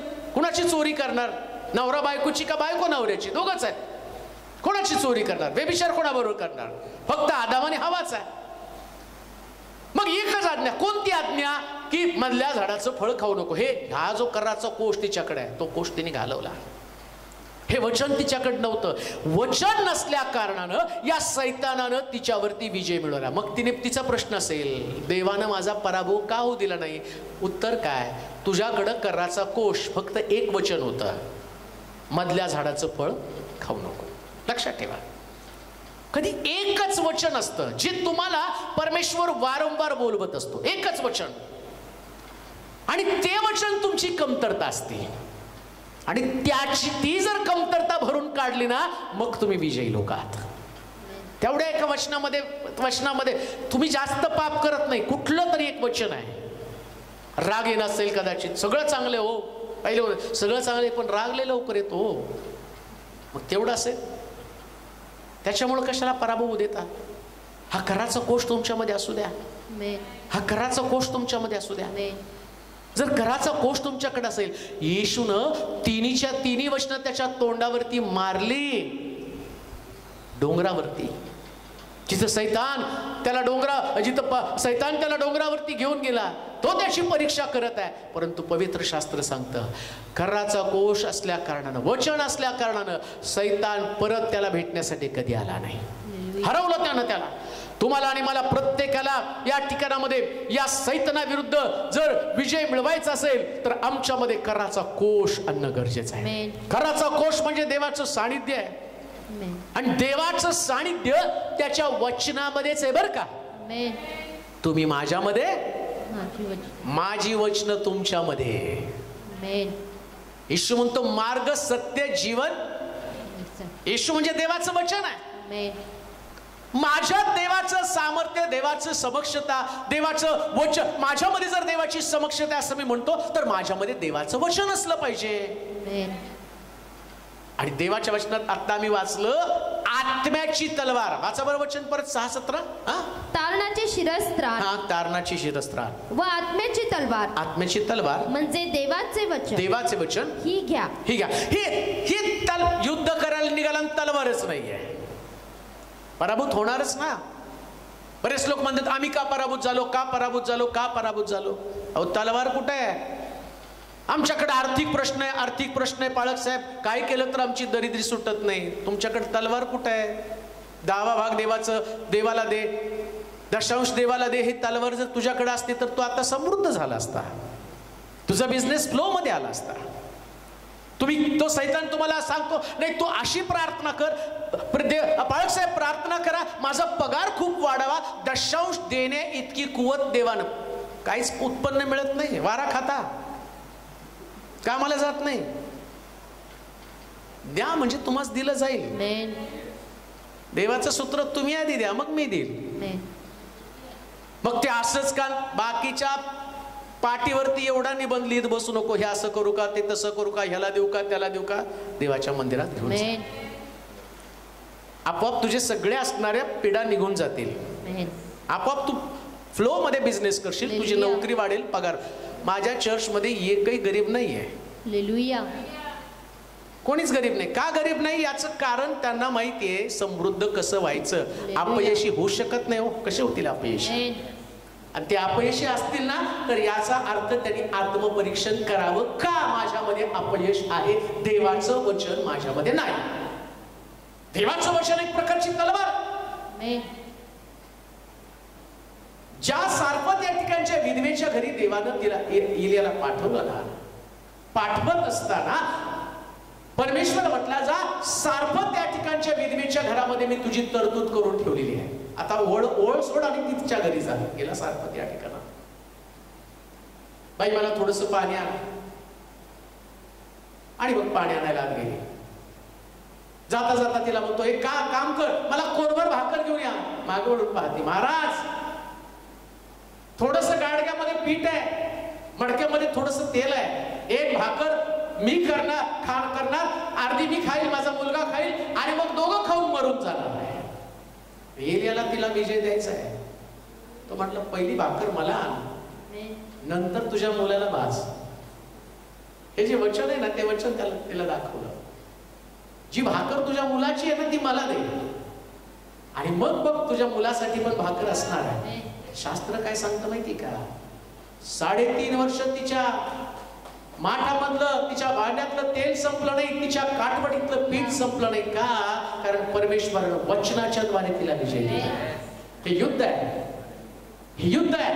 कोरोना असू द्या, याच्यापेक्षा जास्त प्रकारचे संकट तुमच्यावरती येतील, पण युद्ध फक्त तलवारी नव्हे तर देवाच्या वचनानं जिंकलं जाणार आहे. कधीच तुम्ही असफल ठरणार नाही, कधीच तुम्ही कमकुवत ठरणार नाही. खराचा कोष तुमच्यामध्ये असू द्या, देवाचं वचन तुमच्यामध्ये असू द्या. त्याला बसल्या माराच्या फटक्याने मला आरोग्य प्राप्त होतं. हे जर तुमच्यामध्ये देवाचं वचन असेल तर कोणताच रोग व्याधी विकार तुम्हाला नष्ट करणार नाही. मग तुम्हाला नाही धडकी भरणार. किती मोठा व्याधी असू द्या, किती पण मोठा आजार पण असू द्या, यातून बाहेर काढायला देव समर्थ आहे. 38 वर्षाचा दुखणे कधी जर बरा झाला तर तुम्ही 100% बरे होणार. का तर तिथं येशू होता. सुंदर नामे दरवाजा जवळचा लंगडा भिकारी जातो तिथं. पेत्र म्हणतो माझ्याकडे सोनं रूप काही नाही, पण जे आहे ते तुला देतो, उठ येशूच्या नावाने चालू लाग. त्या वचनाच्या द्वारे हा कर्राचा कोश तुमच्यामध्ये एक प्रकारचं आणि नवीन उत्तेजना उत्पन्न करतो. तुमच्याकडे जर देवाचं वचन असेल ना, किती पण ठिकाणी इंटरव्ह्यूला जा, सक्सेसफुल झाला नाही म्हणून हताश नाही व्हायचं. तो म्हटलं ना माग म्हणजे मी तुम्हाला राष्ट्रीयवादला दाखल देईल, इथं नाही झालं तर परदेशात होईल. कशाला इंडिया इंडिया करत बसतं. देवाला वाटतं तुम्हाला अमेरिकेत द्यावी, तिकडे जा ना. आणि ऑनलाईन आहेच की आमचं चर्च परत, ते सगळ्या जगात कुठं पण असलं केलं तर तुम्हाला त्याची काळजी करू नका. फक्त देव देतो त्याकडे लक्ष द्या. नाही पराभूत होणार तुम्ही, आणि तुम्ही कोणत्या परिस्थितीमध्ये अनसक्सेस होणारच नाही. देव आमचा पराभव का होऊ देतो. त्याने कराचा कोश आपल्यामध्ये नाही, पहिल्यांदा कराचा कोश घेऊन येऊया. शिलो इथे जाऊ, कराचा कोश घेऊन येऊ. आणि आम्ही पण शिलोच होतो. देवाचे वचन भरपूर आमच्यामध्ये या आणि घेऊन जा. आणि घेऊन गेल्यावर तुम्हाला कळेल की परमेश्वर देणारा उत्तम देणार. वेलकम. या तुम्हाला यायचं चर्चला, या देवाचं वचन घेऊन जा. इथं आलेला कोणताही व्यक्ती रिकाम्या हाताने गेलाच नाही. देवानं सगळे प्रश्न सोडवलेले. 100% तुमच्या प्रश्नाचं उत्तर तुम्हाला मिळेल.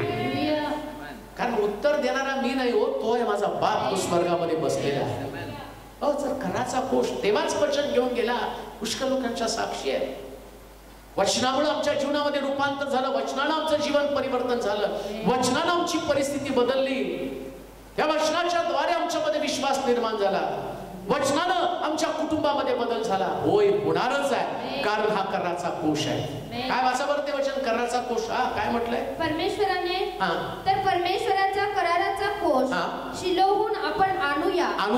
तो आपल्यामध्ये आला तर शत्रूंच्या हातातून आपला बचाव होईल.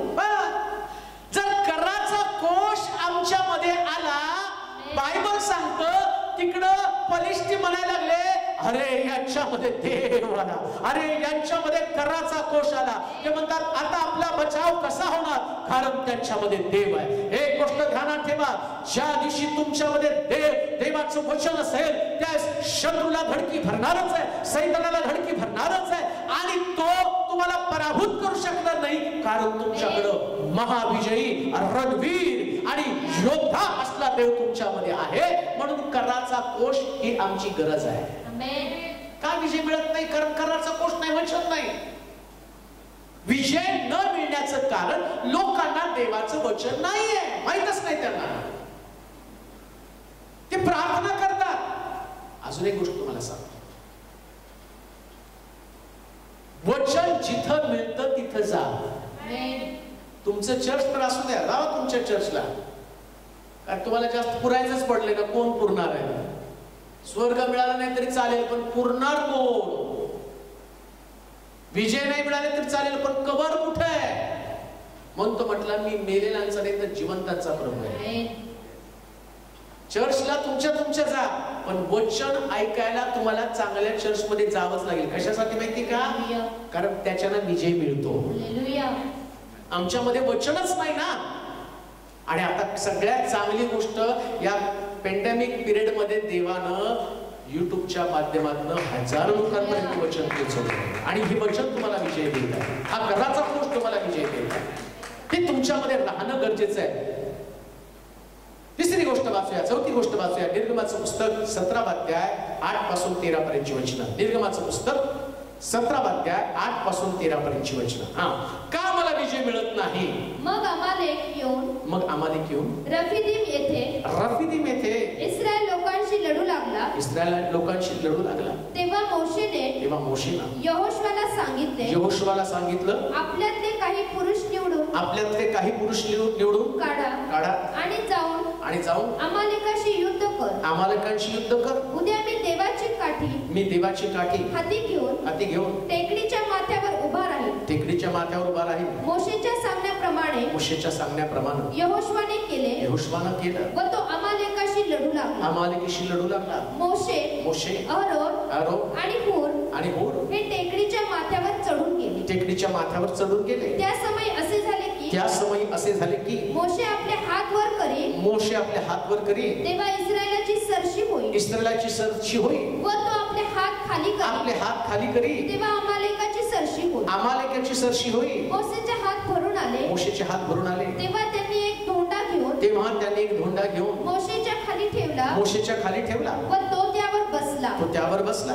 आणि अहरोन आणि हूर यांनी दोन्ही बाजूने त्याचे हात वर उचलून धरले. म्हणून सूर्य मावळेपर्यंत त्याचे हात स्थिर राहिले. मग यहोशुवाने आपल्या तलवारीच्या धारेनं अमालेकाचा व त्याच्या लोकांचा पाडाव केला. का पराभव होतो त्याचं तिसरं कारण, चौथं कारण, आमच्या लोकांमध्ये, आमच्या मंडळीत, आमच्या परिवारामध्ये हात वर लोक करत नाहीत. प्रार्थनेसाठी हात वर नाहीत, आराधनेसाठी हात वर नाहीत. आज मंडळीमधले लोक दरिद्री, दैन्यावस्थेमध्ये, खर्चबाजारी, पिढेनं भरलेले, कुटुंबामध्ये अशांतता, संघर्ष, व्यसनामध्ये अडकून पडलेले लोक आहेत. प्रश्न विचारतात की हे कसे काय व्यसनामध्ये? याचं कारण तुम्ही त्या व्यसनाधीन व्यक्तीसाठी किती वेळा हात वर करून ठेवलेले आहेत. इस्रायल लोकांच्या बाबतीमध्ये असं म्हटलं, देवानं मोशेला सांगितलं तू पर्वतावर जा, तिथं उभं राहा. मोशे आपली काठी घेऊन तिथं गेला. इकडं अमालेकांची युद्ध चाललेलं आहे. ऐका, अमालेकांची युद्ध चाललेलं असताना मोशे त्यानं काठी आणि हात वर केला. हात वर केल्याबरोबर इकडे इस्रायल लोक सरशी, मोशेचे हात खाली यायला लागल्याबरोबर इकडे अमालेकांची सरशी. लोक विचारले का पराभव? त्याचं लक्ष गेलं. यहोशुवा तलवार नाचवत होता, पण यहोशुवा तलवार चालवत असताना यहोशुवाच्या तलवारीला प्रार्थनेची धार होती. प्रार्थनेचं बळ होतं. लक्षात ठेवा, मंडळीमध्ये, चर्चमध्ये जे लोक आहेत, परिवारामध्ये जे लोक आहेत, ते काम करतात, कष्ट करतात, व्यवसाय करतात, व्यापार करतात, सगळं काही करतात, पण यांच्या व्यापाराला, यांच्या नोकरीला ज्या मंडळीतले लोक, परिवारातले लोक प्रार्थनेची धार लावतील, त्यास ते यशस्वी होणार, ते कधीच पराभूत होणार नाही. लेकर शिक्षण घेत, एज्युकेशन घेत आहेत, त्यांच्या बुद्धीला जर चांगल्या प्रकारची चमक यायला पाहिजे ना, तर परिवारातल्या लोकांचे हात वर गेले पाहिजे, मंडळीतल्या लोकांचे हात वर गेले पाहिजे. आता काय घडलं माहिती का? शेवटी मोशे तो मोशे हो, एकटा किती वेळ हात वर करणार आहे? जाऊन एका दगडावरती बसला. यहोशुवा त्याच्या काय त्याचं अरुण आणि हूर या दोघांच्या लक्षात आलं, अरे मोशे त्याचे हात खाली लागले. आणि त्याने काय केलं? एका बाजूने सपोर्ट अरुणाचा, दुसऱ्या बाजूला हूरचा. ज्या मंडळीमध्ये पालकाला सपोर्टर आहेत ना, ती मंडळी कधीच पराभूत होऊ शकणार नाही. आज मंडळीला जर विजय पाहिजे तर अरुण आणि हूरची गरज आहे. चर्चमध्ये पालकाला सपोर्ट करण्यासाठी लोकांची गरज आहे. ते अरुण आणि हूर आहे. मंडळ्या पराभूत आहेत, शहर पराभूत आहे. का? कारण तिथं एकटाच पालक धावपळ करत असतो.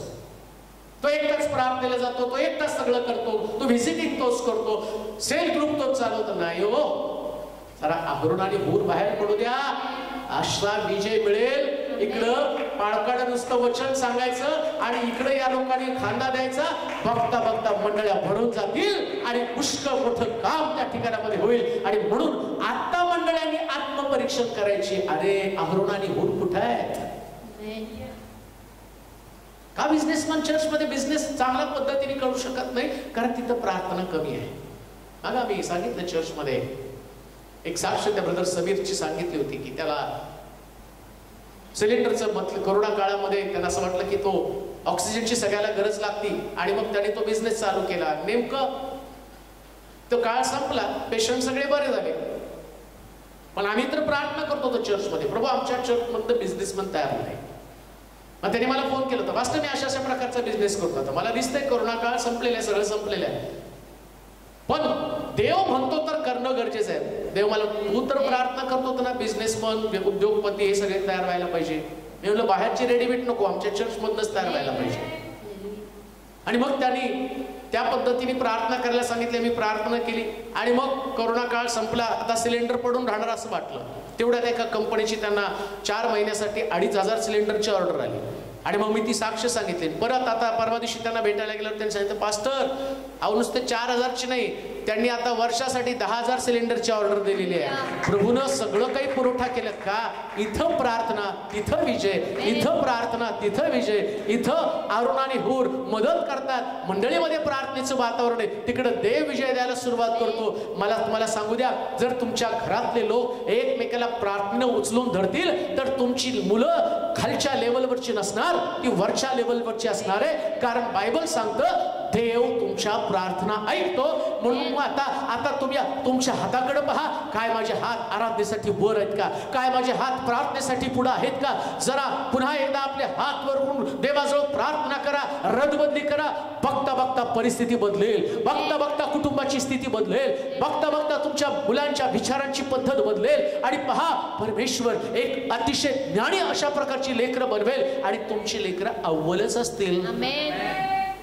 नापास हा रिझल्ट त्यांच्याकडे येणार नाही. नापास झाल्यावर त्याला बडवण्यापेक्षा प्रार्थना करा ना. आमच्याकडे एकदम सोपं आहे, हे लेकरू पास झालं, तुझं काय झालं? पण बऱ्याच लोकांच्या साक्ष आहे, आम्ही आमच्या लेकराला घेऊन बसलो, त्याच्यासाठी प्रार्थना केली आणि प्रभूनं विजय दिला. अहरोन आणि हूर त्या ठिकाणामध्ये आहे. मोशेचे हात तोपर्यंत इस्रायल लोकांची सरशी, जोपर्यंत मंडळीमध्ये सेवकांचे हात प्रार्थनेसाठी वर जात नाही. आत्ताच्या सध्याची सगळ्यात कठीण परिस्थिती कोणती असेल? सेवक लोकांकडे प्रार्थना कमी झालेल्या आहेत. दुःखाची गोष्ट आहे. आहेत काही सेवक प्रार्थना करणार आहे, पण बरेच सेवक आता पैशाच्या लक्झरीमध्ये एवढं अडकून पडलेले आहेत की त्यांची पर्सनल प्रेयर नाही, मंडळीसाठी प्रेयर नाही. मग मंडळीमध्ये प्रॉब्लेम आहेत, मंडळीमध्ये संघर्ष आहे, त्यांच्यामध्ये आशीर्वाद नाही आहेत. तुमचा अधिकाधिक वेळ जास्त तुम्ही देवाजवळ खर्च कराल. लक्षात घ्या, येशू ख्रिस्त डोंगरावरती वधस्तंभी जाण्याच्या अगोदर प्रार्थना करतो ना, त्यावेळेस तो 3 वेळा डिस्टर्ब होतो. कारण त्याला माहिती आहे की खरं युद्ध त्या रात्री सुरू होणार आहे, त्याला धरून दिलं जाणार आणि दुसऱ्या दिवशी जी त्याची परीक्षा होणार आहे, युद्ध होणार आहे ना, त्या युद्धामध्ये ही प्रार्थना त्याला मदत करणार आहे.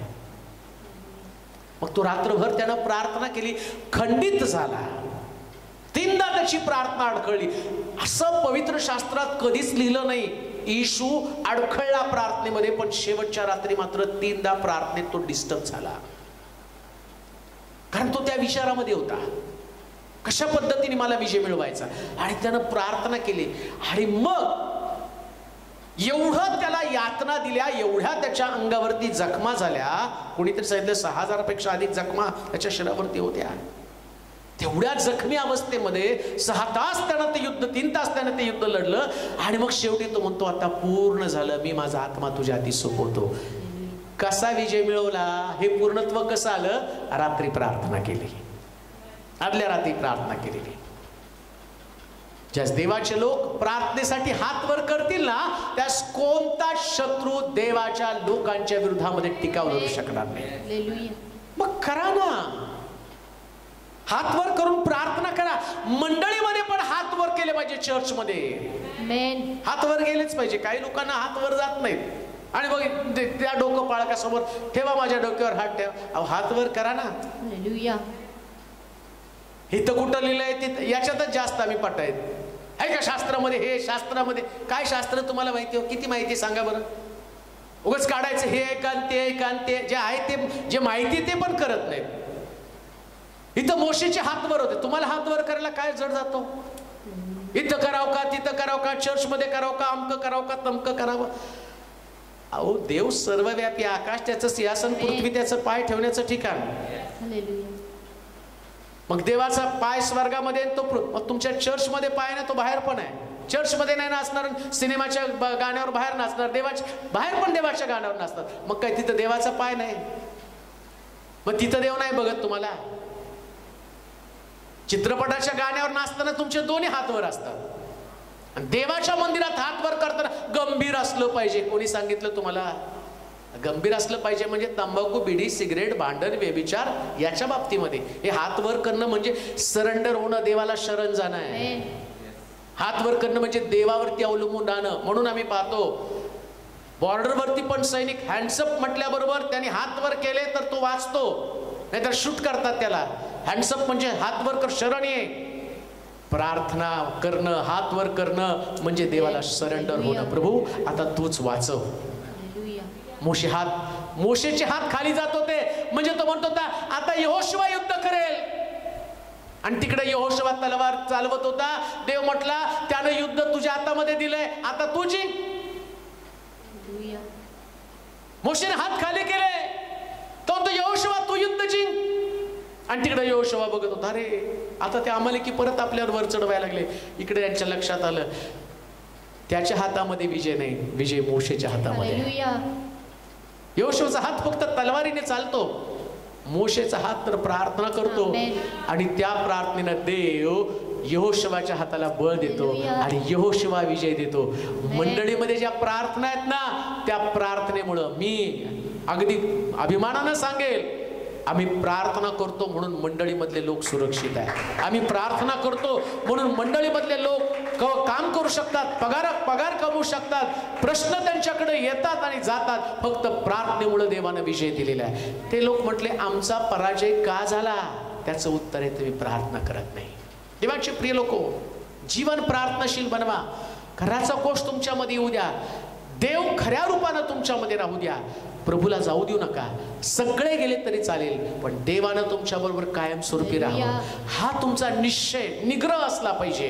आणि हे जर तुम्ही कराल तर तुम्ही देवाला कधीच प्रश्न करणार नाही देवा आमचा पराभव का झाला. आज त्याचं उत्तर तुम्हाला मिळालं. ते उत्तर स्वीकारून तुमच्या जीवनातली कमतरता काढा आणि नव्यानं प्रभूला शरण जा. आपण प्रार्थना करू. सर्वसमर्थ देवा, गौरवशाली राजा, तुझी स्तुती करतो. आज नम्रतेने आम्ही तुला शरण येत आहोत. आमच्या देवा, आमच्या जीवनातल्या अपयशाचा प्रश्न आम्ही नेहमी तुला विचारला. तू आमचा पराभव का होऊ दिला. पण आज तुझ्या लोकांनी आम्हाला शिकवलं आत्मचिंतन तेवढं महत्वाचं आहे. आम्ही कधीच आत्मपरीक्षण केलं नाही. नेहमी तुला दोष देणाऱ्या आमच्या जीवा या गोष्टीसाठी सरसावल्या. आज तुझ्या वचनासाठी आमच्या अंतःकरण उघडलेली असताना तुला शरण येत आहोत. प्रभूजी, नम्रतेने आम्ही तुला शरण येतो, सरेंडर होतो प्रभू तुला. कराचा कोश नाही तर विजय कधीच असणार नाहीये. ऐकणाऱ्या प्रत्येक व्यक्तीला तुझ्या वचनाचं महत्व समजू दे. मनभावे त्यांनी तुला शरण यावं. आपला जीवितक्रम परमेश्वराच्या हाती सोपून द्यावा. कारण हे सगळं करण्यासाठी तो समर्थ देव आहे. हे स्वर्गातल्या महान देवा, आजच्या दिवशी तुझं वचन लोकांपर्यंत आलं, त्या वचनानं त्यांचं मन परिवर्तन होते. प्रभूजी, जीवनात काय महत्वाचं ते समजू दे. तुझं वचन त्यांच्यासाठी एक उत्तम प्रकारचं युद्ध कौशल्य आहे. सैतानाच्या विरुद्धाचा तो डावपेच आहे. देवाचं वचन ही आत्म्याची तलवार. याच वचनानं आम्ही त्या लुसिफरला जमीनदोस्त करणार आहोत, त्याला लोळवणार आहोत. आणि म्हणून सगळ्या लोकांचे विचार प्रार्थनामय बनव.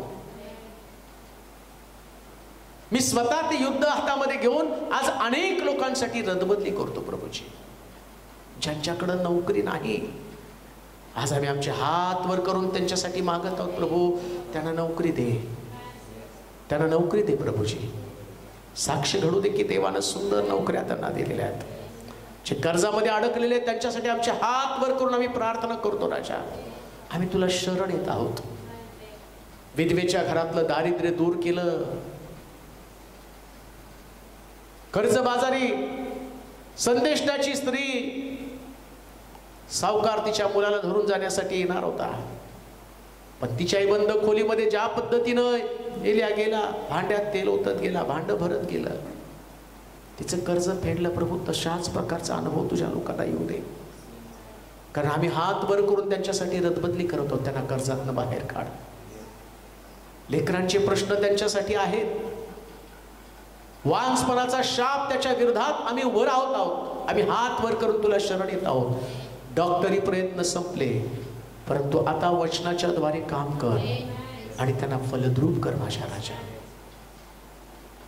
पती पत्नी मधला संघर्ष घटस्फोटापर्यंत प्रकरण आलं असेल, झाले असतील घटस्फोट, पण त्यांच्यासाठी मी हात वर करून रदबदली करतो, शरण येतो आणि म्हणतो परिस्थिती बदलून टाक देवा, कुटुंब एकत्र येऊ दे.